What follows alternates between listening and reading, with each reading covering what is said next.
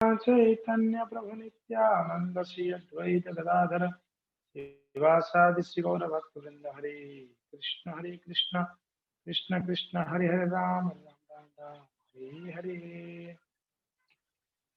हरे कृष्णा। तो सभी भक्तों को स्वागत है। आज हम श्रीमद् भगवद गीता का 15वां अध्याय का तीसरा चौथा दोनों श्लोक को चर्चा करेंगे। आप में से कोई एक मेरे पीछे बोलेंगे, कौन रिपीट करना चाहेंगे?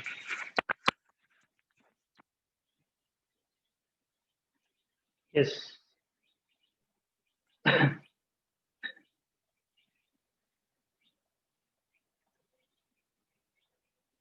ठीक है बोलिए प्रभु। रेडी जी। न रूपमस्येह तथोपलभ्यते न रूपम से तथोपलभ्यते नान्तो न चादीर्न च सम्प्रतिष्ठा नान्तो न चार्दिन च संप्रतिष्ठा अस्वस्थमेनं सुविरूढमूला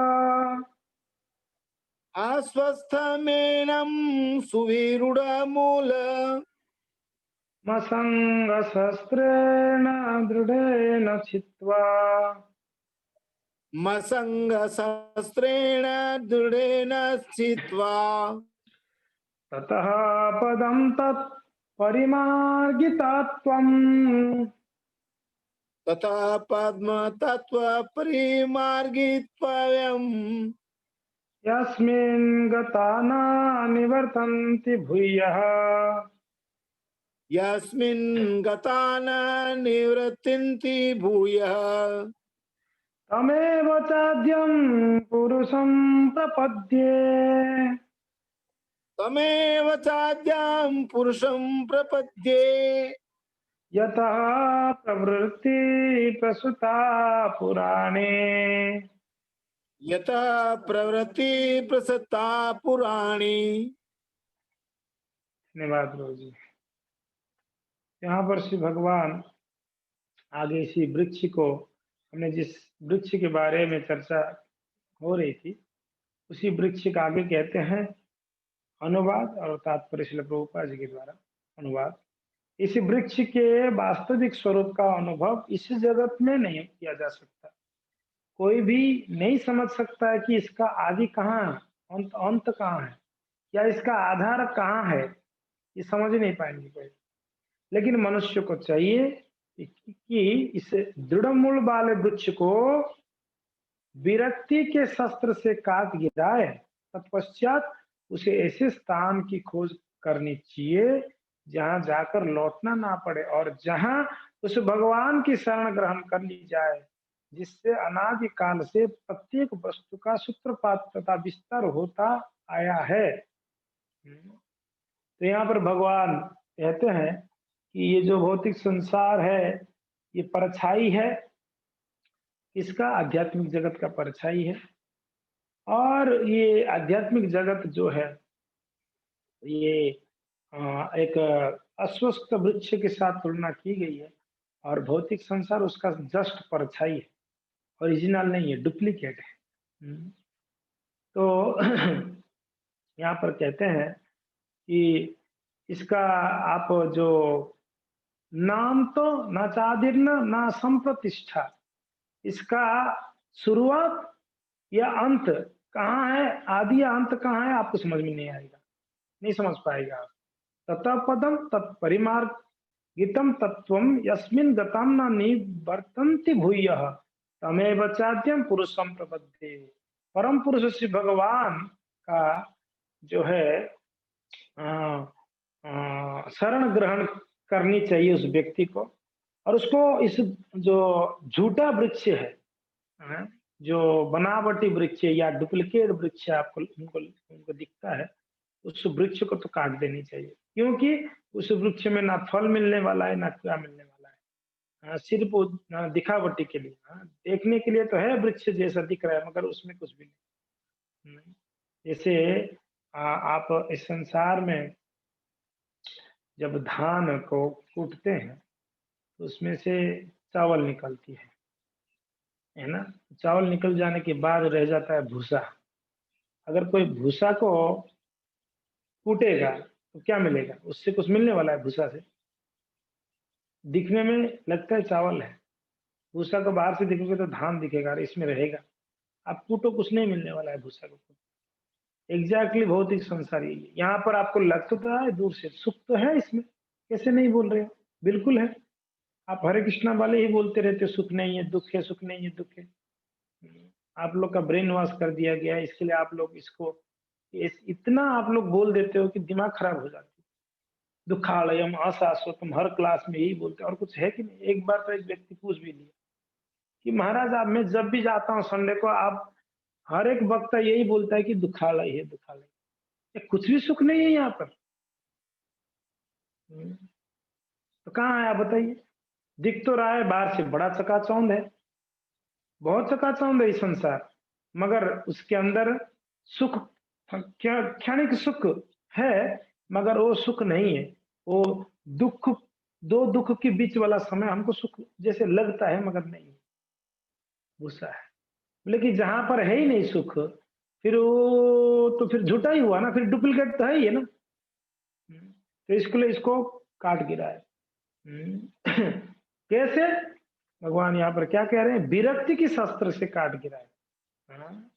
और विरक्ति की शस्त्र, आसक्ति और एक विरक्ति। विरक्त होगा तो व्यक्ति आसक्त नहीं होगा, और आसक्ति व्यक्ति विरक्त नहीं हो सकता है। दोनों साथ साथ में नहीं होगा। अरे देखो ये व्यक्ति कितना विरक्ति है, साथ साथ में आसक्ति भी है, ऐसी थोड़ी होती है। विरक्ति है तो फिर उधर आसक्ति नहीं, और आसक्ति है तो वहां पर विरक्ति भी नहीं है। तो विरक्ति के अस्त्र से काटना पड़ेगा इस संसार। देखिए ये जो मोह है ना, हमको जो लग गया है ये वृक्ष में, बहुत अच्छा है वृक्ष, तो फल फूल देगा, ये देगा, ये ना मोह है हमारा, भ्रम में पड़े हुए हैं। इस भ्रम को, इस मोह को काट सकते हैं विरक्ति से, विरक्ति रूप अस्त्र से। तो यहाँ पर इसी बात को भगवान कहते हैं, इस वृक्ष को काट गिराए। उसके बाद मान लो विरक्ति के द्वारा इस जो झूठा वाला वृक्ष है इसको काट दें हम, फिर कहते हैं उसके बाद आपको ऐसे स्थान का खोज करनी पड़ेगी, करनी चाहिए, और जहां पर आप एक बार जाओगे तो वापस आने का जरूरत नहीं है। न ततो भासयते सूर्य न शशांको न पावक यद् गत्वा न निवर्तन्ते तद्धाम परमं मम। भगवान भगवता में कहते हैं न तद भासयते सूर्य, जहां पर सूर्य का जो है उजाला नहीं है, सूर्य जहां पर नहीं है, न तद भासयते, जहां पर सूर्य उपस्थित नहीं है, फिर चंद्रमा होगा नहीं, न शशांक, चंद्रमा भी नहीं है वहां पर, फिर वो पूरा तेजमान लोक है जहां पर मेरे शरीर से तेज निकलती, उस तेज से ही मेरा जो आध्यात्मिक जगत तेजमान है। वहाँ सूर्य चंद्र का जरूरत ही नहीं पड़ती। जहाँ अंधकार है वो सूर्य चंद्र का जरूरत है, जहाँ अंधकार नहीं है, इस संसार अंधकारमय है, इसके यहाँ पर सूर्य चंद्र का, चंद्रमा का जरूरत पड़ती है। भगवान का लोक में ना सूर्य, अगर सूर्य आएगा भी ना, वहां पर सूर्य दिखेगा नहीं, इतना तेज भगवान से ही निकलती है, तो सूर्य का तेज तो फीका है, पता ही नहीं चलेगा। आप बहुत बड़ा हेलोजन लाइट लगा हुआ है, और उधर आपने वो जीरो बल्ब लगाओगे तो कोई उसका कोई मायने रखता है? कोई मायने नहीं रखता। जीरो बल्ब, पहले जीरो बल्ब लगाते थे, अभी पता नहीं आता ही नहीं आता, अभी एलईडी आ गया, और इतना तेज मान आप लाइट के सामने जीरो बल्ब क्या काम? सूर्य के सामने दीपक दिखा सकते हो, सूर्य को दीपक दिखा, क्या है सूर्य के सामने दीपक? कुछ भी नहीं। ऐसे आध्यात्मिक जगत के सामने सूर्य का भी ऐसा स्थिति है, न शशांक न पावक और जदगत्व न निवर्तते। वैसे धाम में अगर कोई एक बार आता है तो उसको वापस निवर्तनते, वो वापस आना नहीं पड़ता। यहाँ पर भगवान इसी बात को कहते हैं, ऐसा लोक को आप ढूंढिए, ऐसा लोक में जाने के लिए प्रयत्न करें जहां पर से आपको वापस आने का जरूरत नहीं पड़े, और जिससे अनादि काल से, और वहां पर उस भगवान की शरण ग्रहण करे जहां अनादि काल से अनंत काल तक प्रत्येक वस्तु का सूत्रपात विस्तार होता आया है। भगवान आदि पुरुषम तमहम भजामि, ब्रह्मा जी प्रार्थना करते हैं, गोविंदम आदि पुरुषम तमहम भजामि। भगवान आदि है। इस संसार भगवान से सब कुछ, आध्यात्मिक जगत, भौतिक जगत, सारे जीव, सभी कोई उनसे ही प्रकट हुए हैं। इसलिए भगवान कहते हैं हम बीज प्रदाह पिता, हर एक का बीज प्रदान करने वाला पिता में। पितामहस्य जगतो माता धाता पितामह, मैं पिता हूँ, पितामह हूँ, माता हूँ, धाता हूँ, मैं ही। तो इसको समझ, जो व्यक्ति समझ गया वो भगवान का पूर्ण शरणागत होकर वो परम धाम को प्राप्त करेगा। और हम सबका लक्ष्य भी यही है जी। क्या लक्ष्य है?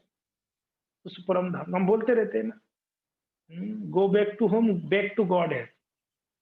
हम उस परम धाम को जाना चाहते हैं जहां पर पूरा आनंद ही आनंद है। तो प्रयत्न उस परम धाम को प्राप्त करने का, पता नहीं कब प्राप्त होगा, मगर प्रयत्न तो जारी है। उस परम धाम को एक बार प्राप्त हो जावे, फिर तो हमको कोई फिर इधर आने का जरूरत नहीं, चिंता का जरूरत नहीं।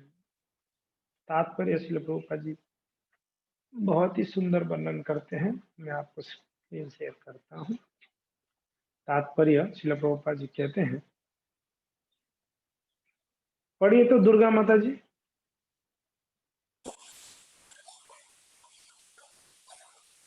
अब यह स्पष्ट कह दिया गया है कि इस अश्वत्थ वृक्ष के वास्तविक स्वरूप को इस भौतिक जगत में नहीं समझा जा सकता, क्योंकि इसकी जड़ें ऊपर की ओर हैं, अतः वास्तविक वृक्ष का विस्तार विरुद्ध दिशा में होता है। जब वृक्ष के भौतिक विस्तार में कोई फंस जाता है तो उसे न तो यह पता चल पाता है कि यह कितनी दूरी तक फैला है, और न वह इस वृक्ष के शुभारंभ को ही देख पाता है। फिर भी मनुष्य को कारण की खोज करनी ही होती है। मैं अमुक पिता का पुत्र हूँ, जो अमुक का पुत्र है आदि। इसी प्रकार अनुसंधान करने से मनुष्य को ब्रह्मा प्राप्त होते हैं, जिन्हें गर्भोदकशाही विष्णु ने उत्पन्न किया। इस प्रकार अंततः भगवान तक पहुंचा जा सकता है, जहाँ सारी गवेषणा का अंत हो जाता है। मनुष्य को इस वृक्ष के उद्गम परमेश्वर की खोज ऐसे व्यक्तियों की संगति द्वारा करनी होती है जिन्हें उस परमेश्वर का ज्ञान प्राप्त है। इस प्रकार ज्ञान से मनुष्य धीरे धीरे वास्तविकता के इस प्रतिबंध से विलग हो जाता है, और संबंध विच्छेद होने पर वह वास्तव में मूल वृक्ष में स्थित हो जाता है। तो यहाँ पर श्रील प्रभुपाद जी कहते हैं कि देखिए, यहाँ तो भगवान बोल दिए कि इस वृक्ष का आदि अंत आप समझ नहीं पाओगे, ठीक है, समझ में नहीं आएगा, पर ढूंढना तो पड़ेगा कौन कहाँ से ये आया है ये वृक्ष। तो आप ढूंढते ढूंढते जाओगे, प्रभुपाद जी कहते हैं, अगर ढूंढते ढूंढते जाओगे कहाँ पहुंचोगे? ब्रह्मा के पास पहुंचोगे। ब्रह्मा के पास पहुंचोगे, क्या वही है? इसी से सब कुछ उत्पन्न हुई है, ब्रह्मा जी से। भागवत में भी यही चर्चा चल रही है ना। ब्रह्मा जी के पास जाके बोला आप ही सब कुछ, नारद जी बोलते थे, ब्रह्मा जी बोलते नहीं रे बेटा, ऐसा नहीं है, मेरा भी कोई है, मैं उनके अंडर में हूँ। तो अगर ब्रह्मा जी के पास पहुंचे तो फिर पता चलेगा ब्रह्मा जी कहाँ से उत्पन्न हुए, भाई इनका बाप कौन है, तो पता चलेगा तो ये तो कोई कमल के ऊपर से प्रकट हुए। और कमल कहाँ है? वो कहते हैं गर्भोदकशाही विष्णु की नाभि कमल से प्रकट हुई है कि नहीं? उनकी नाभि कमल से। अच्छा, तो फिर वो परम भगवान है। तो ऐसे समझा जा सकता है भगवान का आदि कहाँ पर होती है, यानी ये जो वृक्ष है इसका आदि कहाँ पर है। इस प्रकार ज्ञान से मनुष्य धीरे धीरे वास्तविक के इस छद्म प्रतिबिंब से विलग हो जाता है, और संबंध विच्छेद होने पर वो वास्तव में मूल वृक्ष में स्थित हो जाता है, जो ओरिजिनल वृक्ष है ना, फिर वहां पर हो चला। अभी क्या ज्ञान नहीं है ना हमारे पास जी। प्रॉब्लम ये है कि ज्ञान का कमी है। ज्ञान की कमी होने के कारण हम इस छाया जगत को ही असली जगत मान लिए, सुख जगत मान लिए, आनंदमय मान लेते हैं हम लोग सुख है करके। ज्ञान नहीं है। जब ज्ञान हो जाएगा कि नहीं नहीं नहीं नहीं, नहीं ये तो कुछ भी नहीं है, ये इसका 3 गुना ज्यादा बड़ा आध्यात्मिक जगत है। और वहां पर सिर्फ भगवान है, वहां पर सिर्फ आनंद ही आनंद है। कुछ भी करोगे भगवान की सेवा पूजा, वहां पर आनंद ही प्राप्त होगा। ये जो समझ जाएगा। भगवान के लोक के बारे में कहते हैं ब्रह्मा जी, क्या कहते हैं? कहते हैं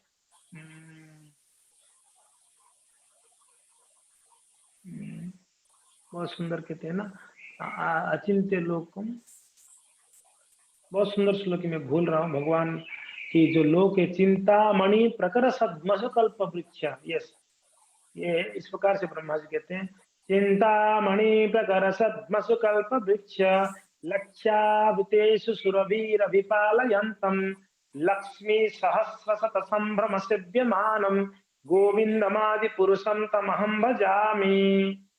लक्ष्मी सहस्त्र, शुरुआत कैसे है, चिंतामणि प्रकार सद्मसु कल्प वृक्षम, वहां पर श्री भगवान का लोक कैसा है, वहां पर जो भी पत्थर मिलेंगे वो सब चिंतामणि के पत्थर होंगे, और वहां पर जो भी वृक्ष मिलेंगे सब कल्प वृक्ष होंगे। लक्ष्यावृते सुरवीर अभिरपालयंतम, वहां पर अनेकों अनेकों गाय है, करोड़ों करोड़ों गाय है, वो सारे गाय जो है वो कैसे सुरभि गाय है, जो चाहिए वो प्रदान कर सकते। और उतना ही नहीं, लक्ष्मी सहस्र शत संभ्रम सेव्यमान, जहां पर हजारों लक्ष्मियां भगवान की सेवा के लिए तत्पर रहते हैं, उस परम लोक, उस परम भगवान, उस आदि पुरुष भगवान के चरण कमलों को मैं स्मरण करता हूँ, वंदन करता हूँ करके ब्रह्मा जी कहते हैं। तो ये असली ज्ञान है, ब्रह्मा जी को ज्ञान हो चुकी है। इस प्रसंग में असंग असंग शब्द अत्यंत महत्वपूर्ण है, क्योंकि विषय भोग की आसक्ति तथा भौतिक प्रकृति पर प्रभुता अत्यंत प्रबल होता है।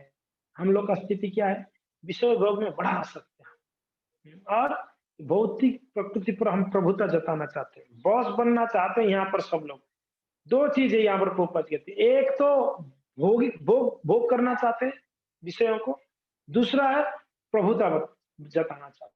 अतएव प्रामाणिक शास्त्र पर आधारित आत्मज्ञान के विवेचना द्वारा विरक्ति सीखनी चाहिए और ज्ञानी पुरुषों से श्रवण करनी चाहिए। इसके लिए हम प्रभुत्व जताना चाहते हैं, मगर प्रभुत्व कौन है, परम भगवान श्री हरि है। भगवान कहते हैं भोक्तारम यज्ञ तपसाम सर्वलोक महेश्वरम सुहृदम सर्वभूतानाम ज्ञात्वा माम शांति मुच्यते। भगवान कहते हैं मैं भोक्ता हूँ, इसके कारण हम अपने आप को भोक्ता मान बैठे, इसलिए दुखी है इस संसार में। अतएव व्यक्ति को चाहिए कि शास्त्रों को समझना चाहिए और शास्त्रों के आधार पर उसको ज्ञान होनी चाहिए। ज्ञान यानी शास्त्रों के आधार होने चाहिए, नहीं ऐसा इधर उधर से कोई बोलते हैं ना, कोई कॉमिक्स पढ़ लिया है, कोई किसी से सुन लिया है, कुछ भी नहीं। वो शास्त्र के आधार होना चाहिए उसका ज्ञान, और उसके द्वारा विरक्ति सीखना चाहिए। शास्त्र विरक्ति सिखाती है। अगर कोई सच में शास्त्र जानता है, पढ़ता है, तो वो विरक्ति सीख जाएगा। अगर विरक्ति नहीं आ रहा है शास्त्र पढ़ के, तो फिर वो शास्त्र को मर्म को नहीं समझ पाया अभी तक। शास्त्र को मर्म को नहीं समझ, शास्त्र में हर जगह पे विरक्ति सिखाया गया, आसक्ति नहीं है, विरक्ति। तो यहाँ पर शास्त्र के आधार पर विरक्ति सीखें, और उसके बाद कहते हैं सीखनी चाहिए और ज्ञानी पुरुष से श्रवण करनी चाहिए।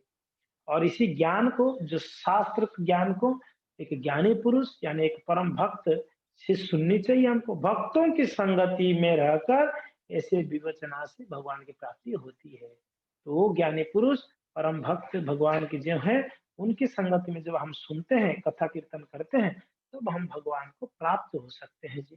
तब सर्वप्रथम जो करणीय है वो है भगवान की शरण ग्रहण करना।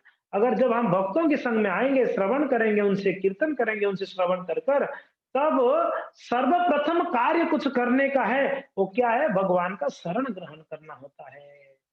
यहाँ पर उस स्थान का वर्णन किया गया है जहां जाकर मनुष्य इस छद्म प्रतिबिंब वृक्ष के कभी वापस नहीं लौटता। भगवान कृष्ण वो आदि मूल है जहां से प्रत्येक वस्तु निकलती है। उस भगवान का अनुग्रह प्राप्त करने के लिए केवल उनकी शरण ग्रहण करनी चाहिए, जो श्रवण कीर्तन आदि द्वारा भक्ति करने के फलस्वरूप प्राप्त होती है। वे ही भौतिक जगत के विस्तार के कारण है। इसकी व्याख्या पहले ही स्वयं भगवान ने कही है, अहम सर्वस्व प्रभव। ये 10वें अध्याय में बताया गया, हमने तो सीधा 11वां में आ गए हैं, सॉरी 15वें आ गए हैं।